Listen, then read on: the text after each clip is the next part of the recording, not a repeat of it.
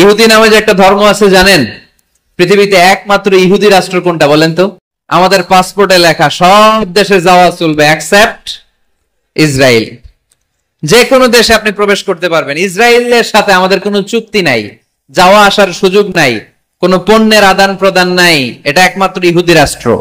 ওরা এতটা গোড়া, এতটা সাম্প্রদায়িক, এতটাই কট্টরপন্থী, এতটাই উগ্রপন্থী, অন্য কোন ধর্মের লোক যদি চায়ও ইহুদি ধর্ম গ্রহণ করবে, তাদের ধর্মে এই সুযোগটাই নাই। একটা পন্থা ইহুদি হওয়ার, সেটা হচ্ছে আপনার মা যদি ইহুদি হয় তাইলে আপনি ইহুদি, আপনার বাবা ইহুদি, আপনার বাবা ইহুদি কিন্তু মা হচ্ছে অন্য ধর্মের। তাদের ক্রসিং এ মেলামেশায় যে সন্তান পৃথিবীতে আসবে ওইটা ইহুদি না। যদি মা ইহুদি হয় তাইলে আপনি ইহুদি হইতে পারবেন, কত বড় টাকায়। কিন্তু আমাদের ইসলাম ধর্মে এগুলো আছে? সবার জন্য আমাদের হৃদয়ে জায়গা আছে না নাই?